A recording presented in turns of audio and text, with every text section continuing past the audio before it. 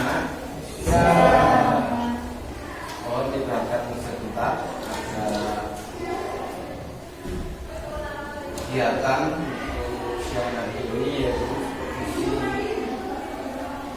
guru matematika oleh Kawan Ibu. Siang hari ini nanti guru matematika mengajar, kemudian saya dampingi dan saya nilai, karena saya harap bisa mengikuti dengan baik. Jelas ya? Yes. Silakan guru.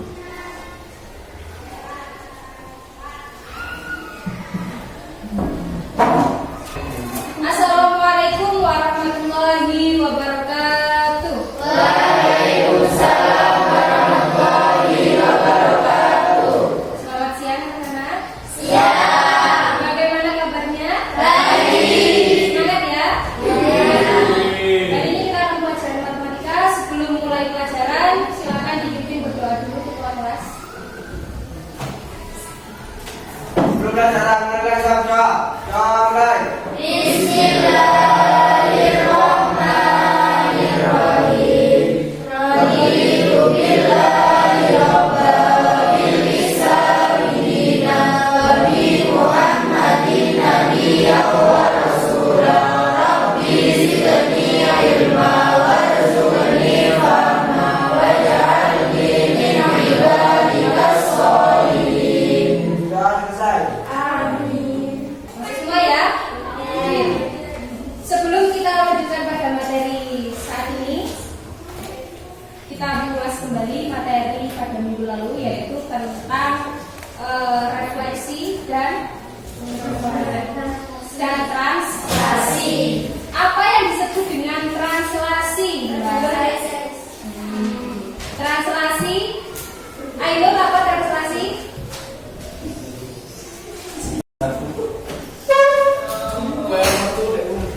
Tadi adalah suatu informasi yang memindahkan setiap itu pada suatu tahun panjang luas harus berada berarah tertentu atau dengan cara dan arah tertentu. Atau singkatnya yaitu pergeseran. Tadi kan bilang bahwa itu merupakan transformasi. Kalau transformasi sendiri itu apa? Waktu. Transformasi sendiri itu apa? Transformasi adalah suka transformer apa tidak? Pernah tahu transformer? Di situ ada robot yang berubah jadi mobil, mobil yang berubah jadi robot. Jadi transformasi itu apa? Perubahan. Perubahan yang pertama kemarin adalah translasi, yaitu pergeseran. Kemudian yang kedua ada refleksi, Mbak Rika.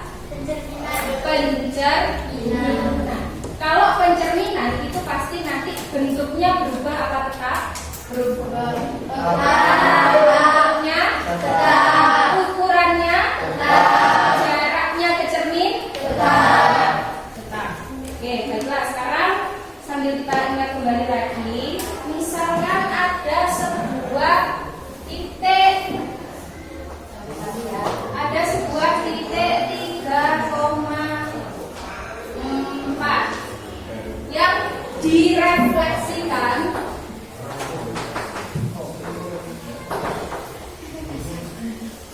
Tentu saja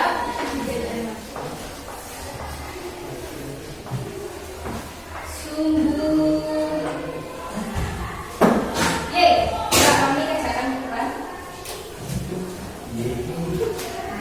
direfleksikan terhadap sumbu Y. Mana caranya?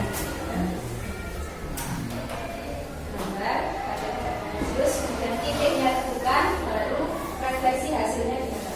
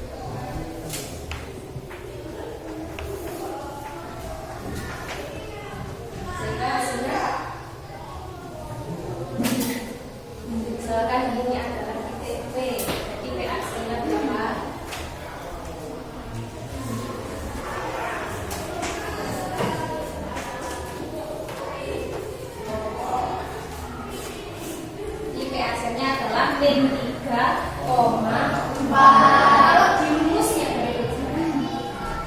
kalau menggunakan rumus di sini untuk titik yang direfleksikan terhadap sumbu Y ketika P-nya sama dengan X, Y sehingga P aksen adalah min X, Y.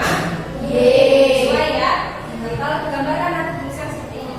P 3,4 direfleksikan terhadap sumbu Y. Maka P aksen adalah P 3,4. Paham? Sekarang kita akan lanjut pada materi selanjutnya yaitu tentang rotasi dan dilatasi. Nah, pernah dengar istilah rotasi bumi? Maksudnya apa? Perputaran bumi. Jadi yang disebut dengan rotasi ini nanti adalah perputaran. Kalau perputaran itu tadi pasti berhubungan dengan yang namanya sudut. Jadi ada sudut yang disebut dengan sudut alfa. Ini nanti yang akan menentukan titik tersebut akan diputar sebesar berapa derajat. Misal diputar 360 derajat, berarti dia berputar kembali ke titik awal. Dan bisa juga diputar sebesar 180 derajat. Sehingga nanti untuk rotasi nanti berhubungan kembali pada materi trigonometri yaitu sin dan cos menentukan besaran sudut perputaran pada titik tersebut. Kemudian setelah rotasi ada yang namanya dilatasi. Dilatasi adalah suatu transformasi yang mengubah ukuran. Ya.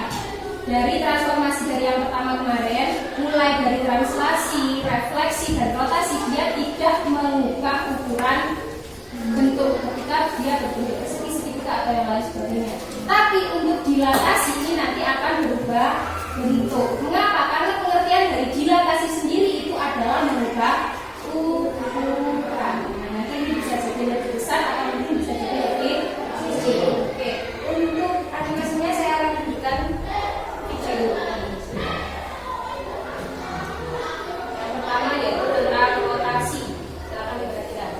Ilustrasinya untuk perhatikan teori yang ketiga yaitu rotasi atau perputaran. Kita mulai dari rotasi suatu titik dengan titik pusat 0,0. Ilustrasinya teman-teman perhatikan diagram berikut. Ini sumbu X dan ini sumbu Y. Misalkan kita punya suatu titik, titiknya misalnya di sini ya. Ini absisnya itu X dan koordinatnya adalah Y. Kita misalkan titik ini adalah titik A, jadi X, Y. Kita tarik dulu garis dari titik ini ke titik pusat, ke titik 0,0. Kemudian kita mengapa di situ nanti ditarik pada titik pusat di titik 0,0 karena untuk rotasi yang pertama itu adalah rotasi terhadap titik pusat. Titik pusat itu adalah 0,0. Nanti ada yang kita bahas titik pusatnya di 0,0 dulu ya. Ini kita putar sejauh alfa. Ya, dari titik pusat 0,0 ini kita putar sejauh alfa ke sini. Ya, sudutnya adalah alfa. alfa itu maksudnya apa? Besar sudut. Nanti untuk menentukan seberapa jauh titik tersebut akan diputar. Jadi misal alfa 45 derajat berarti diputar sebesar 45 derajat. Jadi kita putar dari sini ke sini, ini sejauh alfa. Maka bayangan hasil rotasi dari titik A itu dia di sini. Absisnya kita sudah ini X aksen dan koordinatnya menjadi Y aksen. Jadi ini adalah hasil rotasinya, bayangannya atau A aksen yaitu X aksen dengan Y aksen. Nah pertanyaannya gimana kita mencari titik koordinat hasil rotasi? Caranya seperti ini. X aksen Y aksen itu sama dengan ini matriks rotasinya, ini maksudnya.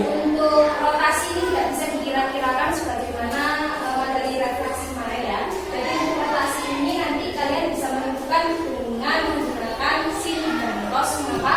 Karena untuk melihat besarnya sudut itu tadi kita tidak bisa langsung menentukan kira-kira nanti berhenti di titik mana. Jadi harus menggunakan busur. Kalau pakai busur sebenarnya bisa kalau pakai busur. Tapi kalau untuk ukuran menggunakan ini.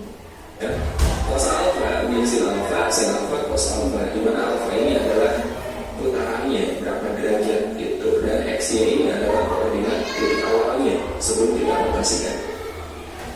Sebagai contoh, biar lebih jelas, tentukan koordinat bayangan hasil rotasi ketika 3,4 sebesar 60 derajat atau titik pusat per 0,0. Nah ini kita gunakan cara yang ini ya.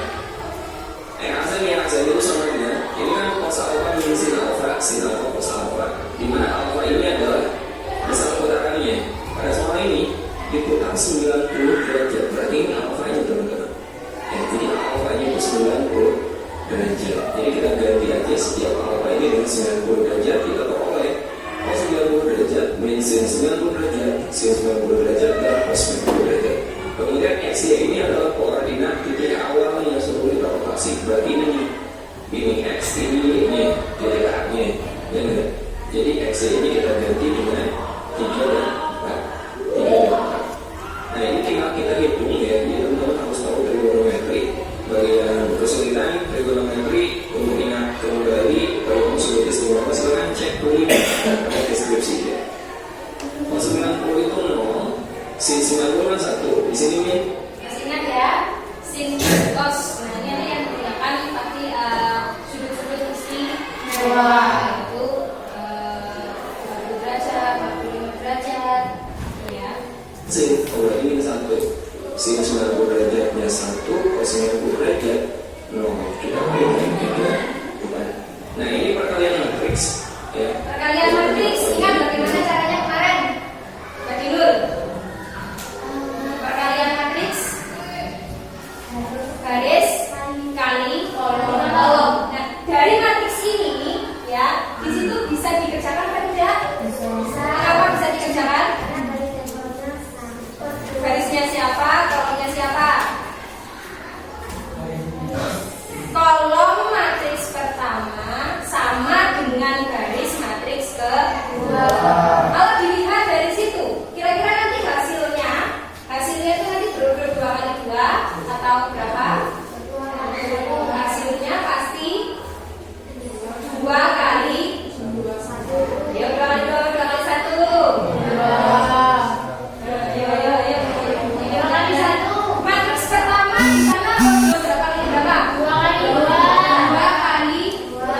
Kemudian matriks kedua berapa? 2 kali 1. Karena ini sama, sehingga dia bisa dioperasikan. Pasti nanti hasilnya dia matriks berupa 2 kali 1. Dan nanti akan berupa matriks berukur 2 kali 1.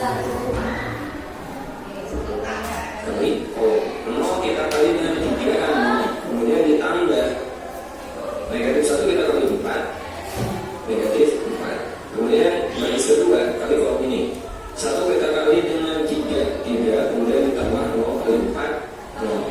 Jadi kita peroleh aksen itu sama dengan 0 ditambah negatif 4 itu negatif 4, 3 ditambah 0, 3.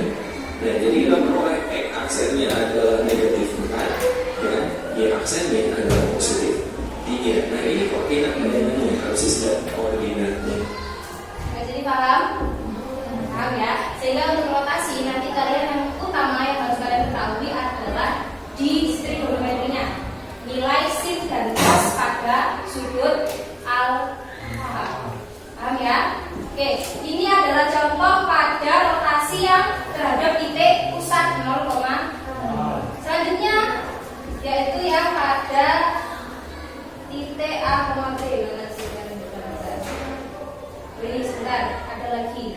Nah, ketika rotasinya berlawanan jarum jam, dia sudut positif. Kalau searah jarum jam, dia sudut negatif.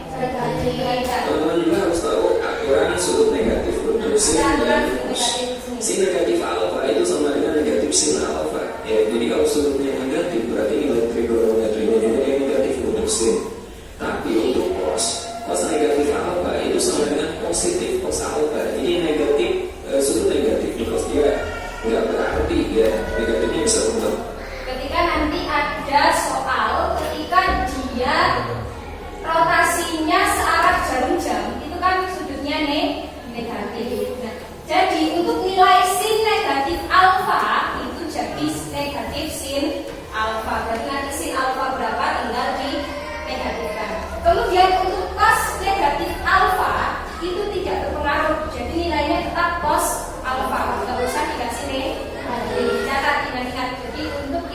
ketika rotasinya searah jarum jam itu nanti negatif sin alfa, sin negatif alfa hasilnya adalah negatif sin alfa. Kemudian untuk cos negatif alfa itu tetap nggak ada negatif, berarti tetap menjadi cos alfa. Paham ya? Jadi yang berubah cuma di sini saja. Kita saja untuk pekerjaannya nanti sama. Ya. Kita langsung lanjut ke selanjutnya, yaitu yang dilatasi. Kalau dilatasi tadi apa saya bilang? Perubahan apa? Perubahan ukuran. Ingat ya, bukan perubahan bentuk tapi perubahan ukuran. Ketika suatu beberapa titik membentuk misalkan segitiga, nanti yang berubah hanya ukurannya saja, bentuknya tetap segitiga. Dilatasi pusat dilatasinya di sini dulu kecil, jadi bisa 2 kali lipat. Bisa setiap kali lipat lebih besar atau bisa juga lipat kecil. Nah, perubahan ukuran suatu bentuk yang beda dengan 3 transformasi sebelumnya yang hanya mengubah posisinya saja. Pada transformasi yang berhak ini pada dilatasi, ukurannya pun berubah. Jadi bisa 2 kali lipat, bisa setiap kali lipat lebih besar atau bisa juga lipat kecil. Jadi ini segitiga ukuran asli ini tidak akan lipat besar dan tidak kecil. Oke, ketiga sudutnya kita kasih titik aja ya. Kita kasih titik. Kita akan belajar konsep dilatasi jika pusat dilatasinya di sini dulu, di O atau O. Jadi untuk dilatasi ini nanti ada yang namanya faktor skala. Maksudnya apa? Jadi nanti bentuk tadi akan diperbesar sebesar apa? Ketika faktor skalanya 2, berarti dia akan berubah 2 kali lipat. Jarak atau kita tarik suatu garis dari ketiga titik ini terhadap titik pusatnya. Oke. Nah, jika jarak dari titik O misalkan ke titik ini adalah titik A, kita perpanjang 2 kali sehingga jaraknya akan menjadi 2n. Kemudian dari O ke B juga sama, kita perpanjang dari O ke C misalkan sampai jaraknya P misalkan. Apa aksen akan menjadi 2 kali n. Ini titiknya B aksen misalkan akan menjadi 2 kali aksen akan menjadi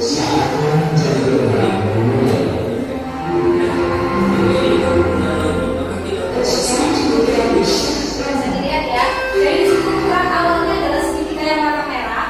Ketika didilatasikan dengan faktor skalanya 2, berarti dia menjadi lebih besar 2 kali lipat. Dan tentunya pada segitiga yang warna biru. Jadi paham ya konsepnya. Kalau rotasi itu adalah perputaran tergantung dengan besar sudutnya. Kalau dilatasi itu adalah perubahan ukuran suatu benda. Ya, ada bangun besar misalkan ya. Oke, sampai sini ada yang mau ditanyakan? Ada yang mau bertanya sampai sini?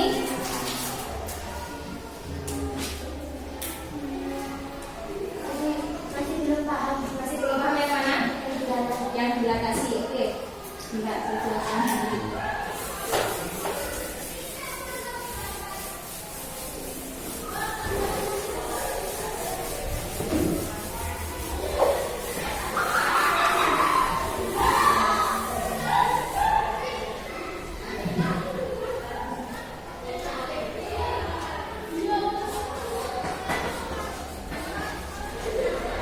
Dilatasi atau perubahan ukuran. Bisa dilihat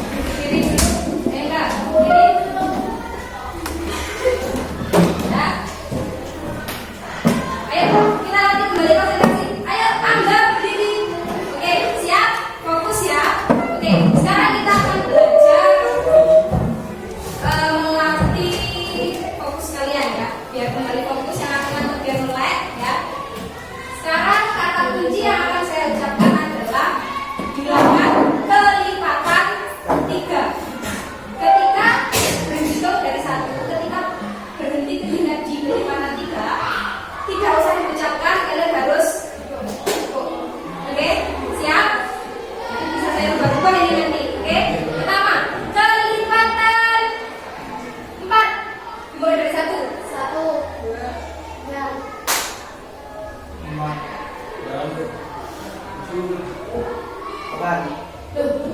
Dah, tadi berapa bagus. Ayo ulangi lagi ya. Kita ulangi lagi. Ayo ulangi lagi. Jawab.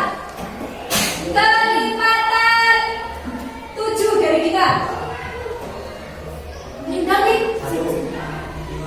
Ya. Cepat.